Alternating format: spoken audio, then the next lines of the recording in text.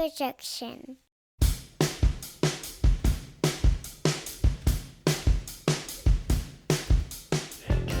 Here we go again. We are taking it down, a podcast where we affably unpack TV and film for progressive, busy Alabama people. This podcast is produced by the site thealabamatape.com, where you can find plenty of writings and plenty of podcasts. I'm one of the hosts of Taking It Down. My name is Blaine Duncan. Here's why it's me. This show exists because not only did I find myself missing the Vulture TV podcast, but I often find myself sharing why I like what I like and why I dislike what I dislike. I have an English teacher's mind, so why not use it to contemplate film, TV, and music? I was once a classic kid who grew up in front of a TV set and was thrilled to visit a movie theater.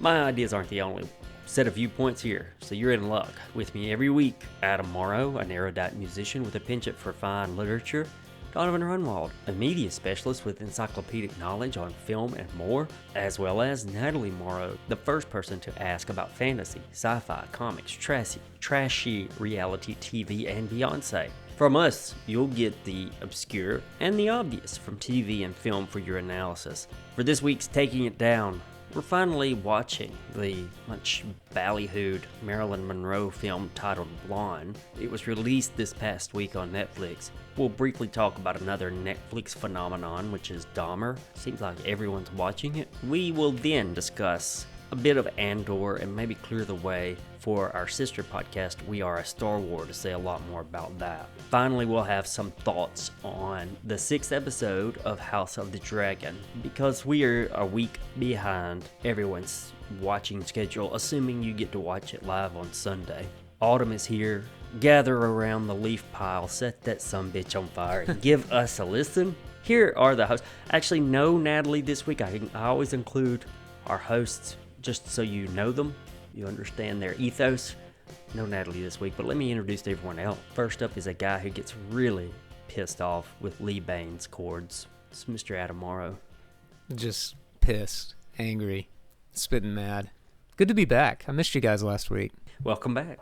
Who else we got? From there, we got, this poor guy actually works when he goes to work. Mr. Donovan. Thanks for having me, Blaine. Oh, not with us is Natalie Morrow, but she would usually chime in. She's out testing dilly bar flavors. She is on the road, but I'm not sure that's what's going on. The Dilly Bar Rides Again, I believe, is the title of this week's adventure. Where do we start? Do we want to just dive in? It's an interesting sports weekend we just had. Oh, God. Do you want to talk about it, Donovan? I went to church where I was praying to the Lord. I also went to the Church of Holland. I went to look down at a text from Adam asking me if I'm enjoying the derby, which I assume means that I am not enjoying it. Then I looked it up. I told you it was a work of art. 2 hat tricks in one game. That was a good. It was soothing to watch after a weird Alabama football game Saturday that kind of made me not enjoy Auburn losing quite as much later. So I had to leave that game at halftime because I went to a fundraiser for my school. So I had just the score pinned on my phone, and I was checking in with it. And I got real nervous at some points when it was like 23-29. I think it was 23-29. It looks like they squeaked out with a pretty comfortable margin of victory, but it got out of hand very quickly from a tight situation. Yeah. Kind of went the way I expected. Alabama still covered. I kind of thought it would do exactly what it did, except with Alabama scoring maybe a touchdown less. I could have seen it being, obviously the injury is why, but more of a game of attrition early on, kind of a low-scoring thing. That's why I thought they wouldn't cover. But for them to run it up so much and then the injury slowed things down, the narrative of the game was not what I was expecting. Anybody want to take a second to shit on Auburn? Turnovers are fun, especially when they're happening to Tigers. Could I'm you be kind more of shitting on specific, LSU please? too Yeah. a little bit here. Watching them duel, so I got back in time to watch them duel turnovers at the end of the game there. That was a lot of fun. Somebody tweeted, which I thought this was pretty good. Somebody tweeted something like, "This Auburn game is nothing but them cutting to Brian Harsin on the sidelines. Not a good sign." Not great. And it's true. They kept showing his face. Everyone's picking up on the fact that guy does not want to be in Lee County, Alabama. Who does? You don't think he upgraded from wherever Boise, Idaho is to Lee County, Alabama? I think he was happier in Boise. Once Adam called, can't even remember who they were playing, but Auburn won a game and Adam called them winning the Lee County Classic. And now that's just how I think of Auburn games. That was pretty good. Interesting sartorial choice from Brian Kelly to wear the polo with buttoned all the way up. You got to wonder about people who do that. I know it's a stylistic choice for some, but daggum. He was going to the Lee County Classic. Yeah. You want to look your best. There were some truly great crowd reaction shots, too, last night. Every time Auburn fumbled or got through a pick or whatever they did. It must be the easiest job in the world to be a camera operator with an Auburn crowd. Because they'd zoom in on the crowd and there's some girl, like, chewing on her pom-pom or something like that. Like, just absolutely losing, like a beaver. Conversely, going to the LSU fans who appear to be having a blast at all times. Like, even sarcastically at their own ill fortune or bad playing. Like, they're still, like, they flashed over when they were down and had, like, done something marginally good, and they're all just, like, losing their minds dancing in the stands. It's not a bad gig being an LSU fan on the road. Well, anyway, we'll sweep the mess up here and make some room for TD and Greg, who covered this with much more nuance and accuracy than us.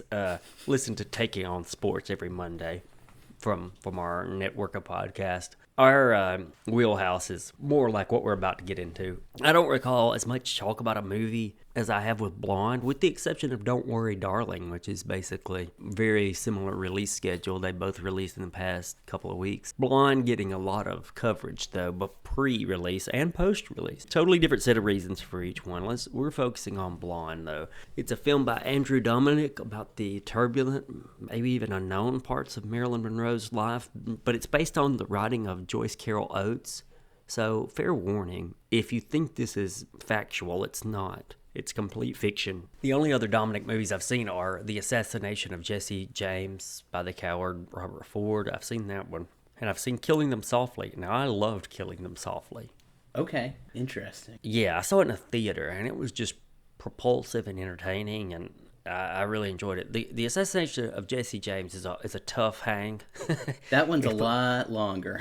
Because it is so damn long. But I did find it striking. Visually and the key moments that probably could have been edited down to those key moments. I think they were good, and it's a pretty good movie. Anyway, we're going to talk about Blonde. This is one of those movies that wants you to understand it is art with a capital A. Yeah, you're dead on. It tries a lot of film tricks to different degrees of effect. I mean, you name a film trick and it's in this movie. You got extreme close-ups, swirling LSD haze during sex, the score being louder than the dialogue, cutting from black and white to color. Name one. Name another one. It's in here. It's expressionistic to the point of boring. That was the one thing that I was coming ready to praise, was maybe not how often it's used, and maybe it's because I'm trying to find something nice to say, specifically when they were doing moments that are fairly iconic, or at least are in places that are fairly iconic, the way that they kind of blended what we remember and are kind of burned into our cultural subconscious of still images. They did an interesting job creating moving pictures of you talked about going from black and white to color and the aspect ratio changing and all these things. Very early on, I'm like, did we just completely abandon telling a semi-linear story in a normal way? Like Marilyn Monroe's life should have been interesting enough to do a fairly clean biopic about. I mean, I don't want to fault anybody for trying hard and digging deep in the creative well, but I mean, it was just like they tried everything. Yeah, he did. There's been a couple of movies that approach Monroe's life as, a more linear. To me, I called it boring, and it is, but I do think it's good. You thought it was good? I think it can be boring and good. Yeah, I did. I thought it was really kind of good. I thought it was good. I thought it was sad. What it was trying to do, it did. And seemed relatively worth the attempt. But it was still too long and too boring. But let me phrase it like this, and I think it'll clean up some of my thoughts. It's a movie that has way more interesting things written about it than it actually is watching it. I was really happy it was released on Netflix because I would read things as I was watching the movie. And I can't imagine watching this movie in a theater. I think I would have walked out. Maybe. I don't know. But then again, maybe not. Maybe I would have been more compelled to sit with it. It would have looked good on a big screen. Man, it really would have. And it did look good. Constantly looked good. You know, I mentioned the score earlier. Any surprise that Nick Cave did it? No, especially because he did Cow Robert Ford, right? Andrew Dominic, the director, and Nick Cave are supposedly on speed dial with one of their friends. There's a chunk of this movie it's one of those movies from Hollywood about Hollywood, and those can feel so disconnected from anything I understand or live. Well, I look to movies to show me something universal and speak to that, and the great ones do that. They offer up something universal, speak to it in a different way or different thought. This one lost a little of its universal path. It could be cleaned up to be a much more engaging movie, I think, engaging in the way that it would hit more people's lives and what we go through. But there's like I said, my opening assertion there was it's at times a Hollywood movie about Hollywood, and those to me are sometimes the worst. I thought about that a lot because I also read a bit during the movie, and reading that it got okay, good. A 14-minute phone in front of you. Yeah, so it just completely failed the "did I look at my phone" test, my old standby, which I want to circle back to. Yeah. But reading that it got a 14-minute standing ovation at whatever festival it debuted at, everybody in the room is in that world. And so maybe it speaks to them in that direct personal way that you're talking about. Somebody dealing with this slimy system and getting taken advantage of and blah, blah, blah. But there were flashes of interesting ideas. Like she says, this is somebody going through, at a time when mental health is more openly talked about now than maybe at any other point that a movie about her has been made. And of course it's incredibly dangerous to diagnose people who were been dead for 50 years or 60 years. But early on, she says, what happens when dreams and reality blur? They kind of do a good job of showing, not telling that as it goes along, but everything that had these hints of being interesting and you could do something really nuanced with that, here's an interesting story to tell or perspective, they kind of just blew right past. I found myself, not only am I did I look at my phone, it kind of elevated to, would I tell somebody to sit through this? Because it's 3 hours long, right? We've already said it's a tome of a movie, so you got to really be in. I started thinking, no, even though there's movies that I didn't particularly have fun watching, but am glad that I watched. The experience, I'm I appreciate art in a deeper way because of this film. It just got me thinking, should this movie have been made? Should this movie exist? And after watching it and thinking about it and reading about it, I kind of think no, which is maybe the most severe position I've ever taken on a movie. Because most of the time it's just it's not hurting anyone by existing, generally. And this one was so destructive to her and almost everybody who was on screen, and the way that it portrayed her struggles and took a pretty strong, I thought, anti-abortion stance, which we don't have to discuss the politics of that, but it was just there was just a lot going on that I wasn't here for it. I do believe it hews real closely to Joyce Carol Oates' writing. Well, then I don't want to read that book. Yeah, exactly. There are some authors that write too much, and I think Joyce Carol Oates is one of them. Take that for whatever it's worth. As I fired up this one, opening Netflix, using the remote, picking it, pressing the button, it really hit me in that moment. I really don't know shit about Marilyn Monroe other than the basics. Mm-hmm. I really only know her as an image, as an icon. And I feel like this is a very similar relationship to young people this day and time have with, say, Elvis. That was the immediate example I could think of. Just as a picture, as an icon, maybe a song. Blonde definitely plays with that idea that we don't know. I think there are a lot of thematic ideas in this movie, and one of them is that we don't know those people we see a lot. Or more accurately, we don't know the people we idolize, for good or bad. It really wants to hammer some of those things home, you don't know the trouble people are going through, especially years removed, and when you put them in a godlike position.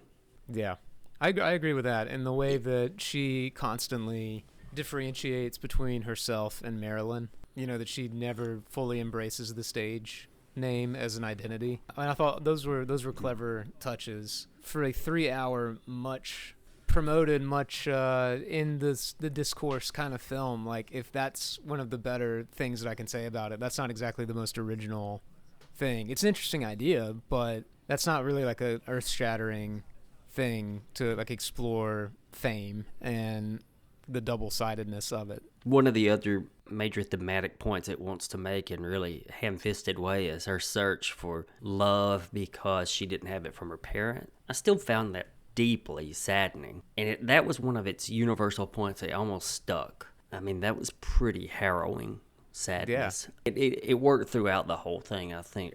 Ana de Armas, that's probably not a correct pronunciation of the actress's name. She was fantastic, though. She paired the look of the film with great acting.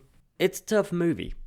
It's a super tough movie, I think, purposefully, in the ways that I suppose movies can be tough, in 2 or 3 different ways that they can be. I didn't like it that much as far as watching it. People who really dig movie making might dig it. People who want others to know that they dig movie making will act like it's great. It's being pretty universally panned right now, right? I mean, there's like been some scathing reviews. The biggest issues that critics are having with it is that Dominic is simply using Marilyn Monroe for some of these ideas. That's the case with Joyce Carol Oates' work as well. And from what I gather, it's a faithful adaptation, but he's just using her as a symbol rather than telling her actual story, which is also what happens to her in the movie. I don't know. It's like she's a thing, of course. That's one of the big ideas happening. No, I was going to say, I have a question for y'all, which is concerning the rating. I'm curious, because, you know, this is obviously part of the buzz, is it's Netflix's first NC-17 film. Was it worth it? No. I think it was done almost entirely so that we would be talking about it right now. Mm-hmm. Mm-hmm. I didn't really Especially her JFK scene. Yeah. The movie got really close to being effective was this tragic, very sad abortion scene, which was forced on her by the Secret Service, and they had broken in, and she was almost in a paranormal activity filmed sort of way. If the rest of the movie had been kind of like that, if he'd went in that direction with the surreal, it might have worked. It was scary. Even he was able to achieve a certain tone. Then suddenly the score goes really heavy on Twin Peaks to the point where I was like, how are they getting away with this with copyright? This is Twin Peaks' theme. And as it turns out, I think David Lynch had a bit of Marilyn Monroe in mind for Laura Palmer at times. Possibly not a coincidence that I rewatched my favorite clip on the internet, which is Angelo Badalamenti writing the Twin Peaks theme. Have you guys ever watched that? He's telling the story of David sitting, he calls him David, so David Lynch sitting at his Rhodes piano beside Angelo Badalamenti and describing, and he even like kind of does a Lynch voice, which is very funny. There's a girl walking out of the woods, and it's so sad and scary, and now, but she's so beautiful, and that's like when it does all that kind of, it's great. Donovan, stop what you're doing after we finish taping, watch it. Listener, pause us, go and watch it. Come back. It's worth it. The way that this movie, I think, could have been excellent, of course, trim the time. I'm big on keeping a story under a certain amount of time, but I think if the central figure had been completely fictional. But does it lose some of the gravity that she provides? Even though I disagree with... Not disagree, I just don't think it's a great tool that they used her to make these points, because she is someone that's pretty beloved and people are still sensitive about, like, everybody knows that she was taken advantage of and was unwell, this list of things, and kind of had this tragic life. It seems like that's a big point that a lot of the critics have had, is do we really need to pile on more on this woman who, you know, if you look at what the front page was on the day that she died, it's people just immediately are just shitting all over her. Crazy woman kills self in bed, naked, holding phone. Mm-hmm. Like, just her whole life down to its end was, you know, not the original, but the biggest 20th century example of the gossip column becoming front page news. Yeah, I think if you did it fictionally, you'd have to establish that central character as a idol very quick. Was interesting in this because they didn't really build her. She was unknown, and then she became, through that brutal scene of meeting with that studio exec, all of a sudden she's kind of a big deal, and becomes a bigger deal. And they didn't really do anything with her. Not that I wanted them to spend time on the ladder climbing of Marilyn Monroe, but she just kind of was, they skimmed a lot of years there. But then they kind of drove the point home in a show don't tell kind of way with the subway grate scene. When they zoomed out and you discover that there's an entire crowd of, and there's a great shot where that it couldn't actually look like this. It's a surrealist shot because they actually did shoot that scene originally in New York and had to redo it later.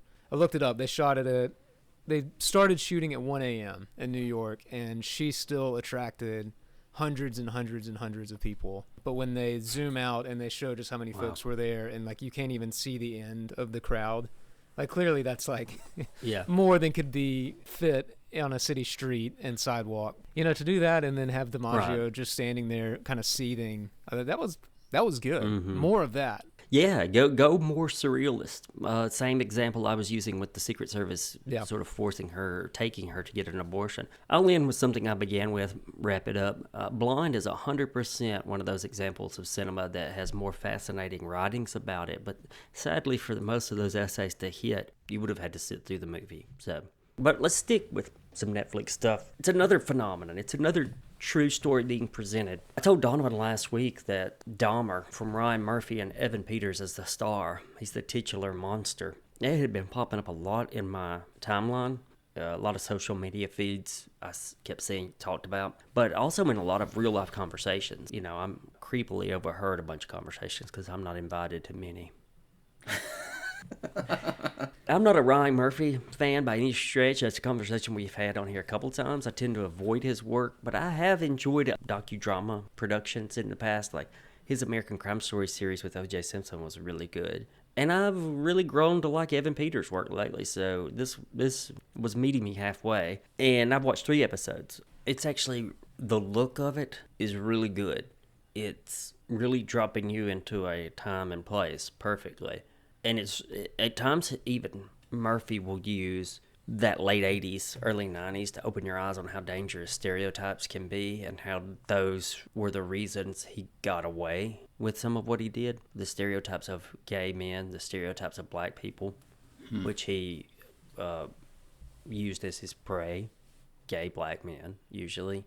In many cases, or brown men, honestly. There's an example, I think, of a South American guy. It's, the reviews on this one is basically saying, they're not using the word glamorize, but they're saying that we should focus more on the victims rather than the perpetrator. That's very true, and there are deep, incredible stories with them. But this is one of the most watched Netflix show since Stranger Things, I think, and maybe one of the more most watched Netflix show in a while. People are watching it. I see why. I'm watching it, and I'm going to finish it because it's well done. Do I feel icky? Sometimes. Though sometimes I don't. Sometimes I just want to know what happened because I didn't do a deep dive after he was arrested or when this was national news. The show itself, is Dahmer mostly our viewpoint character? Through 3 episodes, yes. 100%. Okay. Yes. I think it veers into other character stories, other characters' victims' story. Yeah. I think it's supposed to, but it hasn't through 3. So that's where maybe the charge of not valorizing, glamorizing Dahmer. Yeah, and I used the wrong word. I don't think anyone would make that claim that it's glamorizing it at all, but they're using Dahmer's story to churn out some television. Yeah. To me, it's a lot like after the tornado came through Tuscaloosa in 2011, I kept watching videos of different angles of that same tornado, just trying to think, what can I do next time? What do I need to look for? Some of that's going on here for me. I'm just thinking, what causes this? Where did it come from? What are signs people could look for?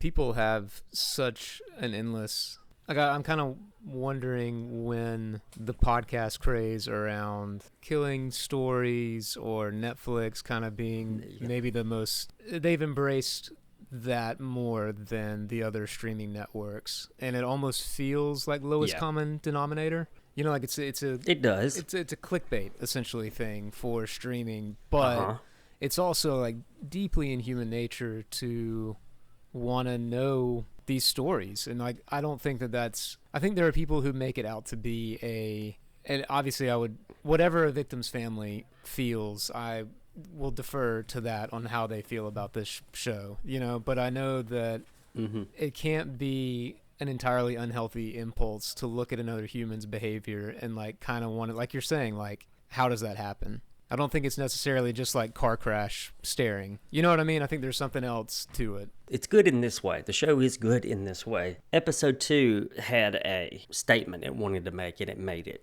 Not as even-handedly as it could, but it did. Episode 3 had a statement it wanted to make, and it did it. It's episodic in that way, and it's as television, it's working a little bit like that. Is it gross and icky? Sometimes, for sure. You might really be interested in, I mentioned it before the show, but the graphic novel My Friend Dahmer. I very much am. It's by the graphic novelist who goes by Durf. I can't remember what his legal. I don't remember what his government name is. He's written a couple interesting. He's written one about his time, a slightly fictionalized account of his time working as a trash man, which is pretty interesting and goes into some of America's waste problems and stuff. So he can kind of take a big screen view of things. Part of he actually grew up with Jeffrey Dahmer, like knew him in high school. And part of his story is how did this happen? Where were the adults? Where were the people in his life? Right. And it does a really good job of kind of digging into that. So if you're enjoying Dahmer, I can definitely recommend My Friend Dahmer by Durf. Good one, and I do want to read that. I'll add that to my Goodreads list. Just to clear up any moments of being vague. Earlier, episode 2 of Dahmer, central idea was about how horrible, degrading stereotypes can perpetuate even worse things. And the episode 3 was about what you're talking about, Donovan. It was an examination of how could this happen. So yeah, okay. Let's take a break.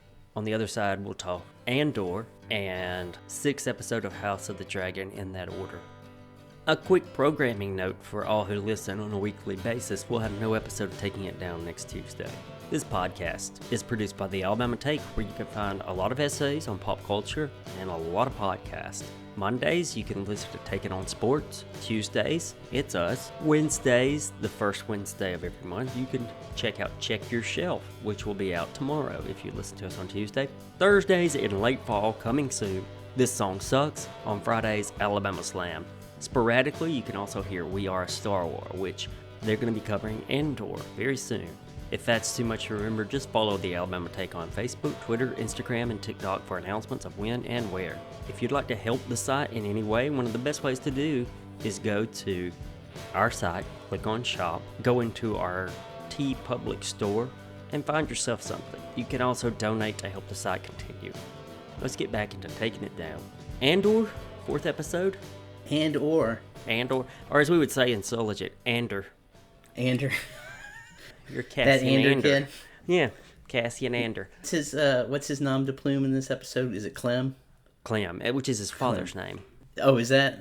I don't know how we're supposed to know that, but I uncovered that information for us. I was just like, Clem, what a great, it's kind of like, what's your name? Jason. If you want more unpacking of Star Wars stuff, I recommend We Are a Star Wars from our podcast network. We will cover it less granularly, I suppose, or we will cover it less in depth. I think they're going to catch things that I, as more of a casual fan, would miss too. Yeah, for sure. So I watched this one with captions, and I don't know how anyone could watch it any other way. I watched it with captions too. This 4th episode dropped a lot of names, dropped a lot of places, dropped a lot of information. A lot of new characters. Yeah, it was going at, if you'll forgive me, it was going at light speed on its information. At the same time, I think I might be part of the problem. I found myself a little bored by this episode. You did?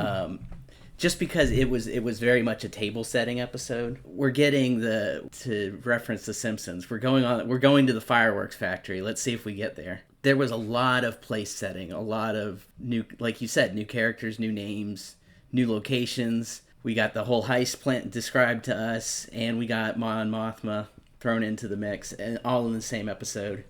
Mm-hmm. And we have an ambitious Imperial Security Bureau officer who seems like she's being set up to be one of the antagonists. Yeah, right. And then we get the even lower level guy who got sent home to Mama. Yeah.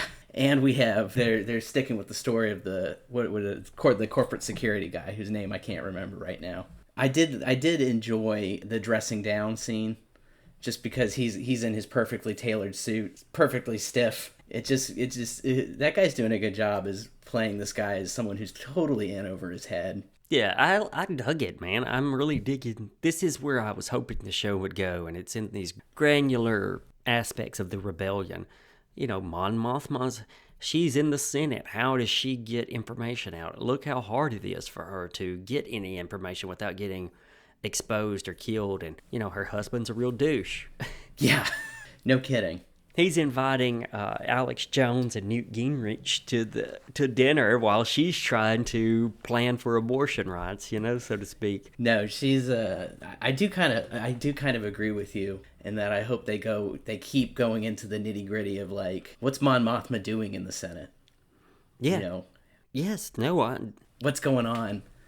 It's a lot of distrust too, and Yeah. I find that interesting. Not as action packed in the foreground, so to speak, but it's intellectually engaged, action packed. That's why I said I think I'm part of the problem. Because when I Yeah, did say I found it a little slow and a little boring, because I think Sure. I think it's making the right moves. Yeah, And I think it's actually, I think if it was just giving me that sugar high, that Star Wars sugar high, we would have something much more like The Mandalorian or, God forbid, The Book of Boba Fett. And it clearly does not want to be that. It's clearly more interested in taking its time, kind of letting the characters breathe a little bit, letting you get to know the characters. This is a case where it's like, what I'm asking for and what I think is good for me are two different things. yeah. Like I want my sugar and I want my cavities, but I think I think the vegetables that I'm being fed are more nutritious in the long run. I felt like this episode really displayed that this show wants to be Game of Thrones sans tits. Just with the intrigue. The intrigue, that's the only word that came into my head. Two, so far, have you noticed that this is something that stuck out to me just because often in the Star Wars universe, guns don't really look like guns. They kind of look like, but the rebels, guns that the rebels were, or the thieves, the guys that are going to steal the payroll were using, looked a lot more like AK-47s. Yeah, they did. And I think it's trying to go with that kind of same thing that Game of Thrones did. That's a good analogy, where it's like we're the grittier, more realistic. Mm-hmm. You know, there's more realism here. There's more, and I think that's just one example of a small design choice that they made that kind of nudging you in that direction. Other than mapping out all its references, which is, I'm not your guy, we are a Star Wars podcast, there's not a lot to unpack in this episode. I'm going to make this opinion. Okay. One of the most important things a show like Andor could do, and it might be doing as it's going, is to show that Vader's quest about Luke Skywalker and Luke Skywalker's quest about Darth Vader was unimportant and totally familial and maybe even juvenile in the grand scheme of the Empire staying together and maintaining order, or breaking apart the Empire and keeping it from maintaining order. You know, I would love to get some of that. And I think that, you know, even a comment like, you hear about this Vader guy? Fuck him, man. We're trying to keep government together. Or the rebellion guys would be the complete opposite conversation. I'm wondering if they can do something that I think Rogue One did really well, which is make it feel big. Make the scale of what you're working with, make it feel real. Like, I mean, it's Star Wars, right? So there's going to be a little bit of, it is a fantasy. Already we've seen more of this as like that kind of bigness of like the imperial bureaucracy and government, and the bigness of like the different rebel groups that are starting to coalesce. Yeah, I think it's kind of touching to see that the rebellion didn't jumpstart because it had a Jedi. Yeah, no, Luke just happened to, at least if we can, They kind of just got lucky. he stumbled into it. Yeah, it's interesting that you say that, because I think that this was some of those same things that the somewhat controversial, depending on where you stand, movie. Some people really did not like this movie because of it decentering Luke and Luke's importance. But I think that movie, which is my favorite of the new Star Wars movies, besides Rogue One is my favorite one.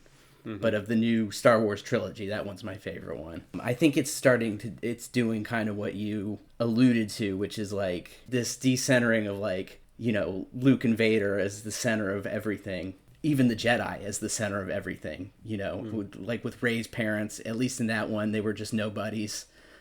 She's got to learn the Jedi traditions are kind of pushed to the side. Luke is a grumpy old man on a, you know, bitter old man who hasn't done anything. And that really stuck in the craw of some people. So I'm wondering if this is going to stick in the craw, or if they're going to have to try and tie in the Skywalker saga in some other way to this one. No, that's not the plan. They're doing 2 seasons. The first season covers a year of the rebellion. The second season covers the next 4 or 5. Yes. As it's moving forward, gaining momentum. I think people will be okay with Andor doing those kinds of things, doing this low-level grassroots kind of thing, because that's expected. I don't think no one's coming into this thinking that they're going to see Luke or Leia again. That makes sense. We're not talking Obi-Wan here. Right, exactly. That's it. Okay, we'll shift gears a little bit. Still very much palace intrigue. Very much.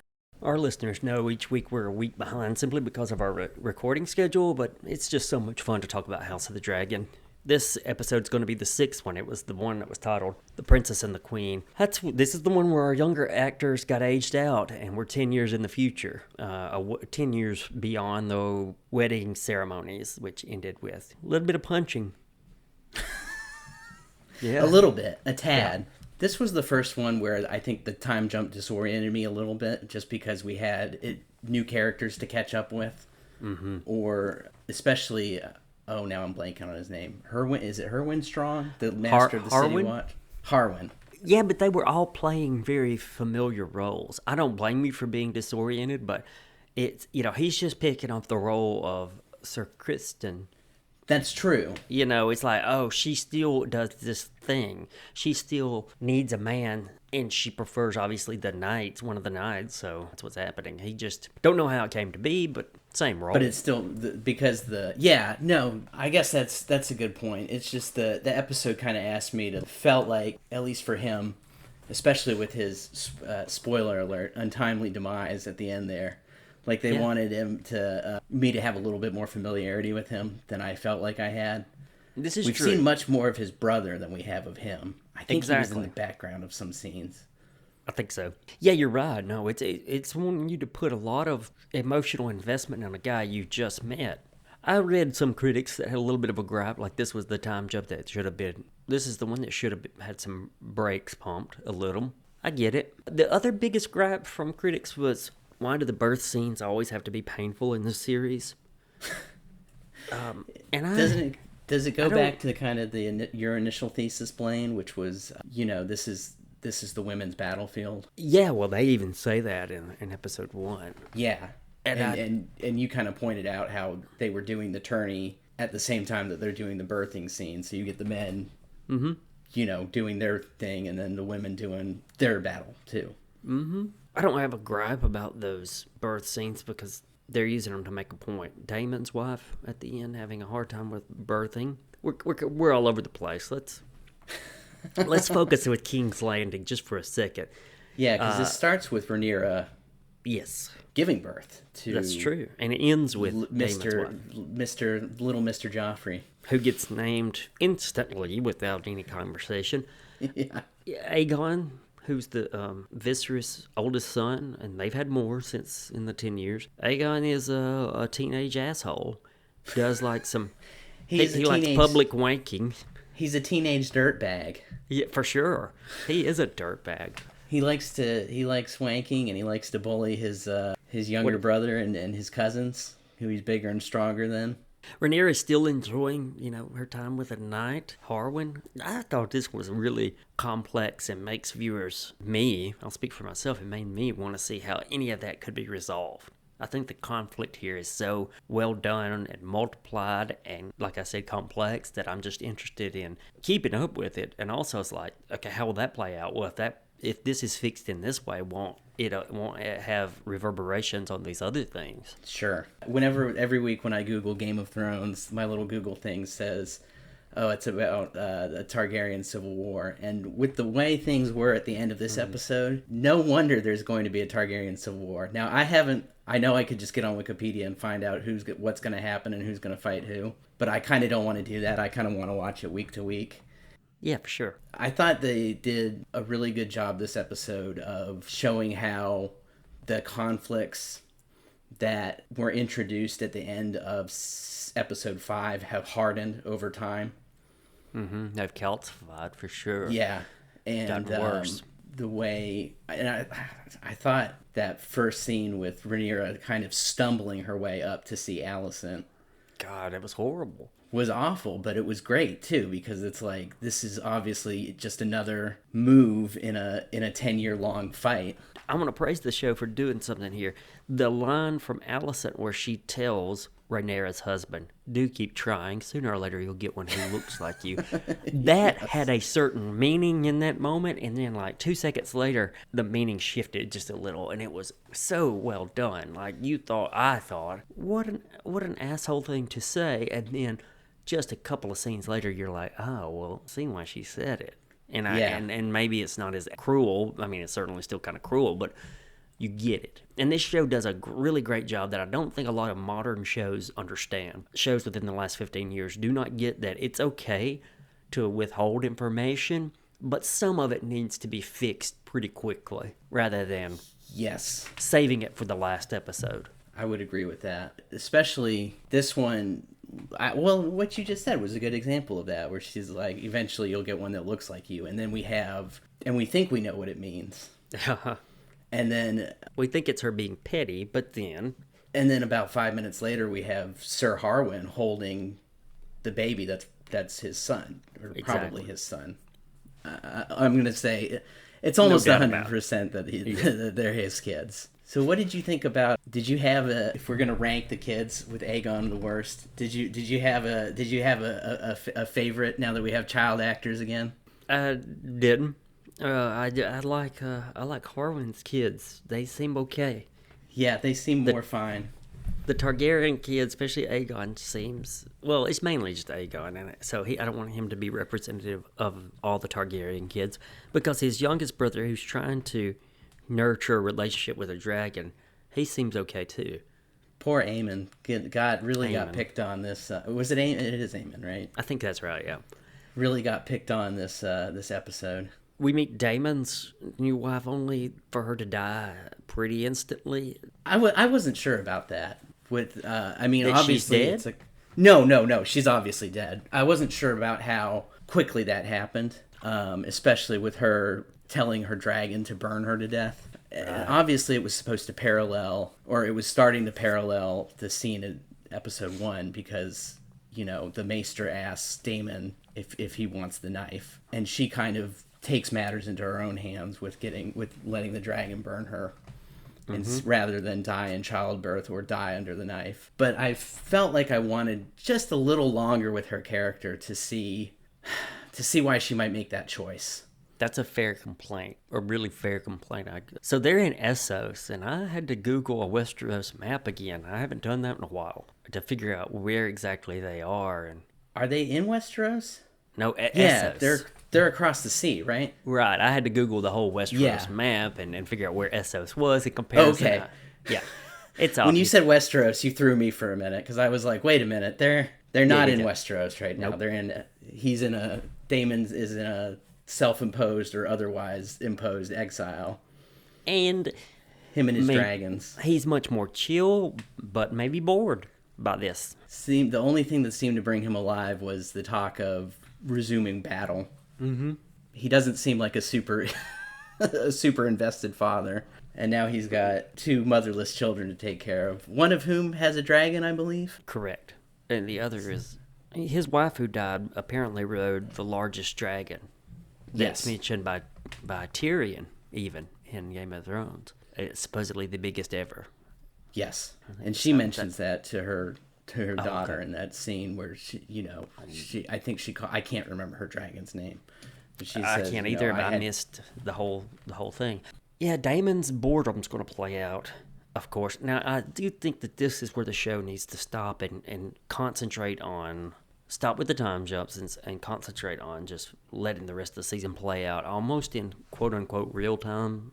I think I would agree. What's going to happen, because everything... Unless there's a real... I mean, next week we could watch episode 7 and be like, oh, there was another big time jump and it totally worked. And it totally makes sense. But I think... Especially for me, it was getting to the point where it was just a little bit disorienting. And now that the pieces are really on the board, I want to see how it plays out. Harrenhal, the cursed Harrenhal, burns by tongueless arsonists, and Rhaenys sees the danger happening, and she flees to Dragonstone, which is not that far away, but she's trying to protect her kids, because if Larry Strong is killing his own father and brother, then there are no qualms to be made about killing her and her kids. Boy, he really sucks, doesn't he? He's one of the worst. We've been through a lot of excellent villains in the Game of Thrones universe. He's no Joffrey, but he's pretty much an asshole. Yeah, I was sad to see his father go, because he does seem like the most honorable character in the... he was sort of your Ned Stark. Well, we know what happens to Ned Stark with what I was about to say. I'm in love with the visual of the king dwindling, and as his kingdom does, that analogy there. I think he's lost his arm at this point. That arm finally went away. His hair is going. He's stooped. He just seems... Paddy, I can't ever... I want to say Constantine is his last name, and it's Paddy Constantine. Is doing a great job playing Viserys as this man in decline. Yes, and I'm glad that actor got to stick around. Me too. I've really enjoyed watching Does he make it to season 2? Surely not, right? There's no way. He's running out of body parts to lose. He'll just be a torso next season. Yeah. All right. That's all I've got. We're running out of time for our usual podcast episode length. So here's what we'll do. Find us on Twitter and Instagram. Let's continue some of this conversation at Taking It Down Pod. That's Instagram and Twitter. Feel free to talk to us there. Tell us how we're all wrong about all of this. And then just follow the Alabama Take in any social media so you can stay on everything related to the site. All right, for Donovan, Adam, and Natalie, I'm Blaine, and I'll see you guys not next week, but the week after. Let's all catch up on some TV.